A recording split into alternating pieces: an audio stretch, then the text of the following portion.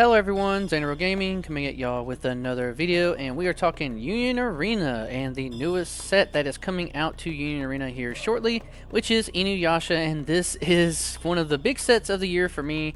InuYasha and Ava are the two big sets for me that I'm going to go really hard into, and obviously Ava came out at the beginning of the year, pretty close to my birthday. It's actually birthday weekend for the pre-release, so it's actually really perfect for Ava, and I've kind of invested a little bit into each set. I think the middle one was Tokyo Gold that I probably invested the most boxes into in between this time period, and then a couple of slime. But I always build at least one or two decks from every set, so I'm always getting at least something going from each set. But this is usually what I do: go through each product overview that the actual site wants you guys to know about, and then I will be working on making all my deck profiles for y'all for this week, and that is going to take me a little bit of time just because I kind of want to get a little bit more playtesting done for this set before I kind of really give out some deck profiles, because I do think this is going to be a very highly competitive set. There's so many different decks that you can run in this set that are going to be really strong. But let's get into what the Union Arena official site wants you to see about this product. Now, we are going to have the booster box. This is the going to be the release date of August the 14th. This is our 23rd booster set for the Union Arena trading card game. InuYasha joins Union Arena, which is super exciting. I love InuYasha and Kagome. One of my favorite anime watching growing up. I used to watch this all the time, so late at night. And I love their story together. And it's a really good show. If you haven't seen it yet, definitely go out and watch it. You get foiled stamp autograph cards, which look absolutely amazing. This is the InuYasha signature here. This is going to be one of the main cards in the game that is going to change the game a ton. Mainly in a combo with the Kagome here. Kagome! These two cards together in the same deck. If you don't know what this InuYasha does, it is a raid. Once per turn, when this character attacks and is not blocked, you draw a card. So we've seen that effect in red a lot, which is really cool. And then activate main once per turn. You can only activate this ability if this character was switched from active to resting by one of your abilities this turn. Switch this character to active and give it 1000 BP and impact. And then if it was played this turn, you can also give it double attack. So in most cases, it's always going to be an impactor each turn, but the turn you play it, it could be a double attacker, which is really good. Oh my god, this card is going to be really crazy when it comes out. And it obviously, like, this art is absolutely insanely pretty. Wow, just this signature.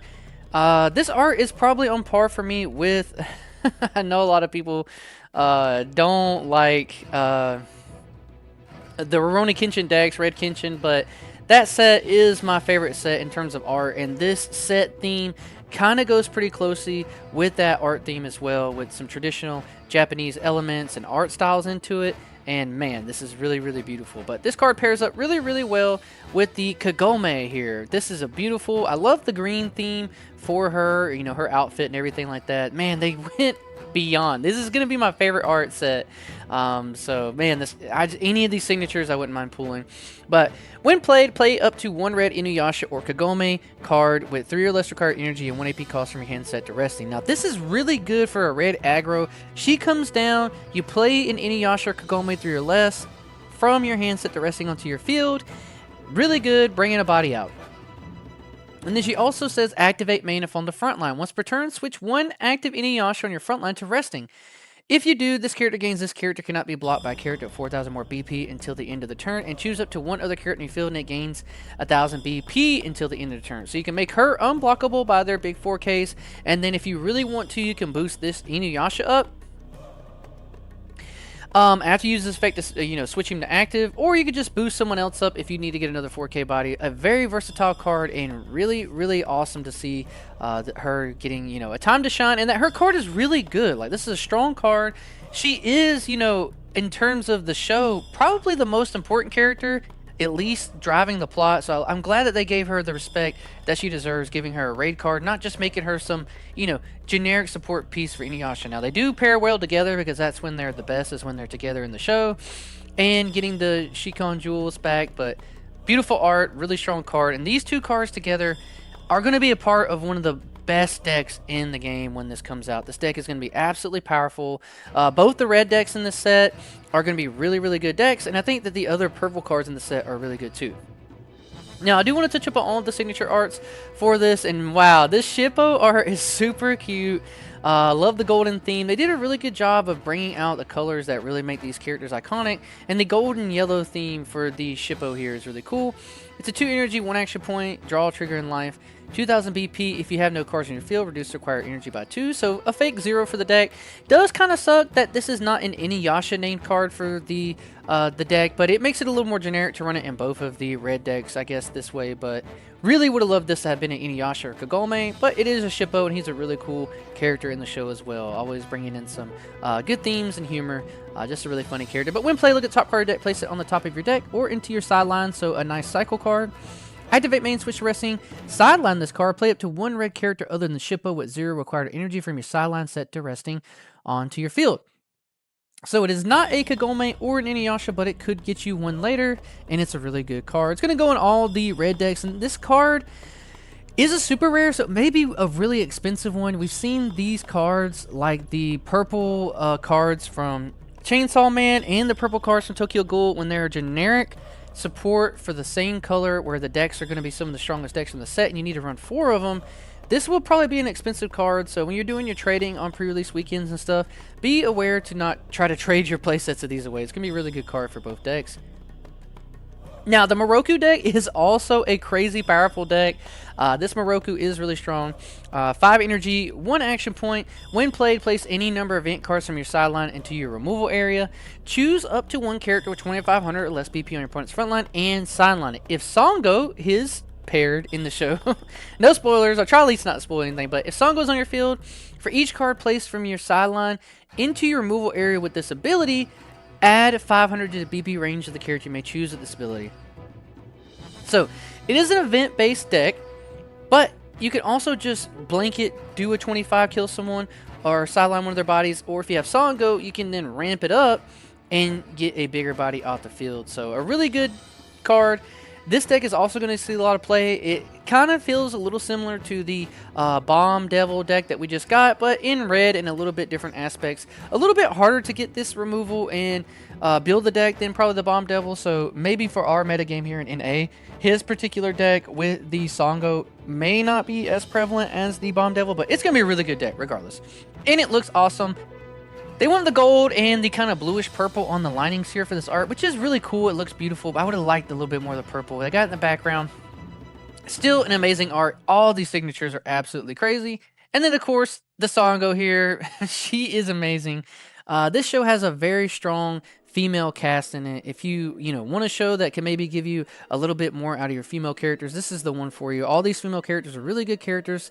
They are really thought out well, and Sango is definitely up there with it. 4 energy, 1 action point, raid Sango, raid in life, 4000 BP. She has impact just always, which is great, with her awesome weapon. Oh, I forget what her name of her weapon is, and her little fox, but beautiful art. Love the red, love the yellowish gold. Her color scheme really cool too, and her outfit is really awesome. Kind of like mixed between a ninja rogue outfit. Really cool, beautiful design for her. But when played, draw a card, then place 1 card from your hand to your sideline. If Maroku is on your field, you may draw 2 cards instead. So when played, if you have Maroku out, which is great that she's the 4 and he's the 5, you raid him first, move him up. You still have the Sango on your field, so you can get the effects, then you play her.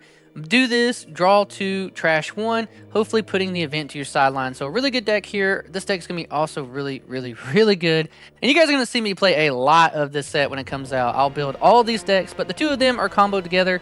And that is how the red decks kind of go. Comboed up with those 2, and then these 2 just tandem up. And then we're getting to the purple cards, which is my favorite character from the show, is Big Brother Sesshomaru. He is absolutely amazing. His art got a little bit more extra work, I think, than some of the other ones, because, man, this is beautiful. He's obviously a really cool character in the show. I love him, his character development. Really cool character. The only thing I don't like about this is, like, I know Chainsawman just came out, and Chainsawman is a 6-drop, and he stays a 5k, which I do not agree with. I do think that the Chainsawman should have been a 45, or only say a boosted for the turn. And they're doing my boy Sesshomaru a little bit dirty, because he does not just get that 5k body on the board. He's a 4500 blocker, which comes up big in a lot of instances, so I'm a little sad to see that he is only 45 plus, and not just staying a straight 5k. But He raids on Shishomaru, obviously, raid in life, 4,500 plus BP, generated energy, 6 energy, 1 action point, and he just raids on Shishomaru. During your turn, if one of your characters has been played from your sideline this turn, he gains 5,000 BP and impact, which is really good. He's not a restander or anything like that, so I wish it would just have said if you played someone, he gets the impact, and he just stays 5,000, because that 5,000 mark is really, really big in our card game. But maybe they just thought getting this repeatable one is too much. I don't know. But when play up to one purple character with 3 or less required energy, 1 AP cost, and no affinity from your sideline set to resting onto your field. So when you play him, you play out a body, and now you get his effect to get 5k impact, which is really good. Maybe could have been force block, something. I don't know. He could have used a little bit more. But this will be my main deck from the set. I love Shishomaru. Obviously, I'll be playing a lot of red InuYasha and Kagome and the other red decks too. But man, this is my favorite one. And the way they are distinguishing the purple cards from the set is by not having any affinities, because then the bad guy deck is the purple affinity deck, making it where you can't mix them together, which is very thematic in the show, because even though Shishomaru is kind of in the middle ground between good and bad, he is not a bad guy. He is not associated with any of the bad guys in the show. Him and his crew are kind of their own thing, so it makes sense why you can't play them together. So very thematic, and I love to see that here on the card. But obviously, Naraku, the big bad guy from the show, really beautiful art here. I love the purple theming. 4 energy, 1 action point, raid in life, 4,000 BP. This character gains all abilities listed below if it has the required number of face-down cards under it. 2 or more, if this character will leave the field, return this card to your hand instead. Really, really good. So they go to sideline him. If you have 2 or more under him, you bounce him back to your hand. 3 or more, when this rated character is returned from your field to your hand,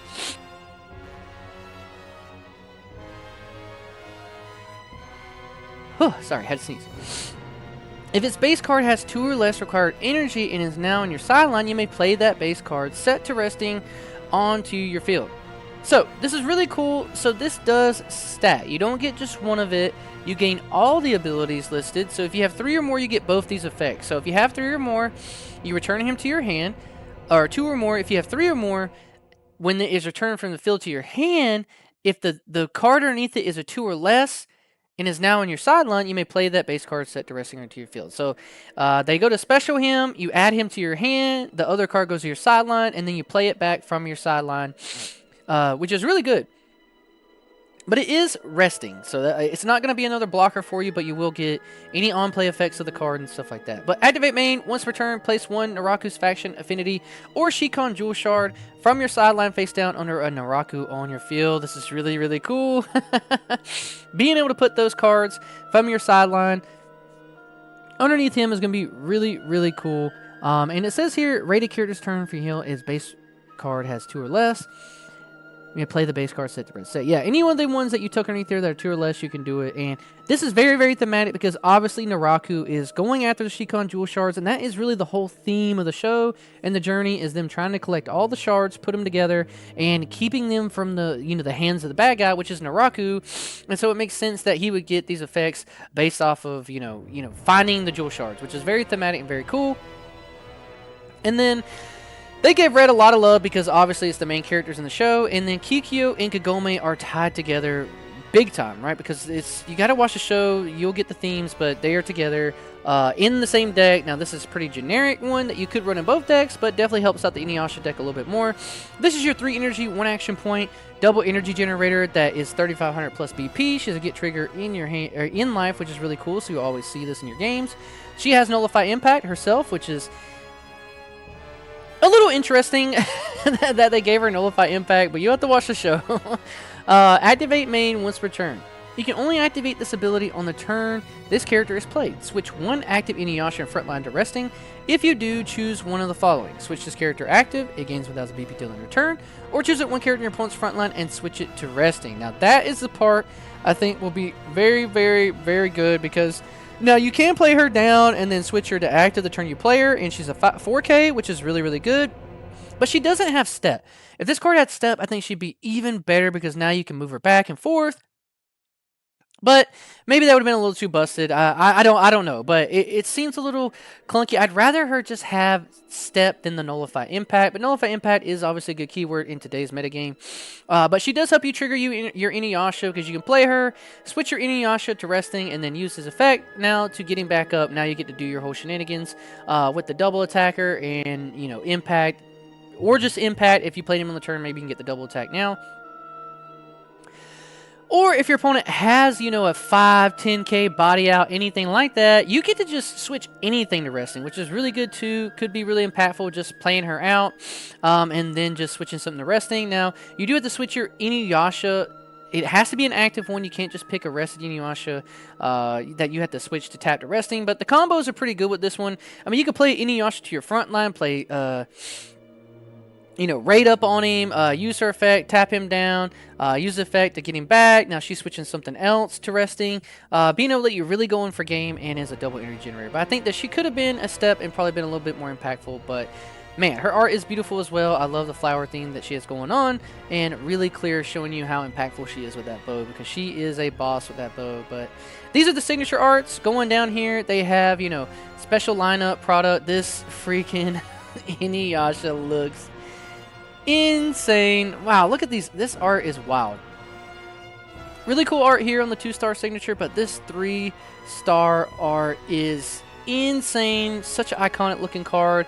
I love this whited out, blacked out theme with the red. Absolutely beautiful. I hope I pull this one in one of my boxes. It is absolutely insane. And we are getting our serialized action point gold cards, which we've come to expect now in the game. Would love to pull one of these. I obviously love Kagome a ton. InuYasha is really cool, but Kagome is one of my favorite characters. Her and Shishomaru big time, and her outfit is so iconic, and this is such a beautiful art, and really cool for the InuYasha getting his art too. The box toppers are just things that we expect to get, but then they do have the unique chance to get these alt art box toppers, which I will love to get, a couple of each of these, because it just adds a little bit different of a theme for these characters to get these alt arts in them like this. And they look really cool. Like these themes look a lot different than the 2-star signature themes that we've seen in the set up there at the top. So really, really cool that you can get these there. And then obviously just getting your 0 drops foiled out. This Kagome is a draw 1, pitch 1, active in life. 0 drop, going to be essential for the deck. The Sango, when played, look at the top 2 cards you get. Place up the 1 red event to your sideline. Place remaining cards on the top of your deck in any order. Really good for cycling for the deck. Play her early on, then get out your combos, rating on top of your big boy. Active trigger in life, so a little unfortunate neither of these are gets. So you're going to probably want to play out bodies early to get some lucky blocks. Now the InuYasha is a get, which is pretty good. Awesome, love to see that.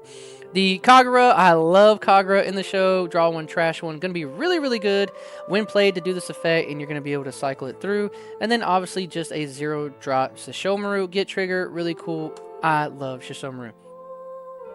Now, obviously it comes out August 14th for everyone, so your shop should be having pre-releases this weekend if they're able to have them. If not, you have to wait until next Friday to get this product.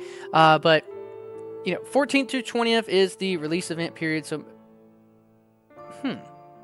release event period. So maybe no pre-releases for this one. Not sure. Typically, but man, this set is gonna be really, really good. 28 commons, 28 uncommons, 12 rares, 12 super rares, 12 action point types. That's a lot of action points. Pretty cool. But man, I am super, super excited for InuYasha. I love this show and I love this set, and I do plan on trying to open as much of this product as possible as I can. It really just depends on the allocation for our local game stores here that we have at Omnicar Selectable Gaming, but I hope to open as much product as this as I can, as I want to build every single deck and do what I did for Evangelion, where I try to alt it out to the max of my capabilities. Obviously not with 2 and 3 stars, but I do have a couple Eva decks now with multiple 2 stars in it, which I'm pretty excited about. But man, this art looks sick. This set is going to be absolutely insane. If you're looking to a set to get into for competitive, this is a big one too. If you're going to one for collectability, it's going to be a big one.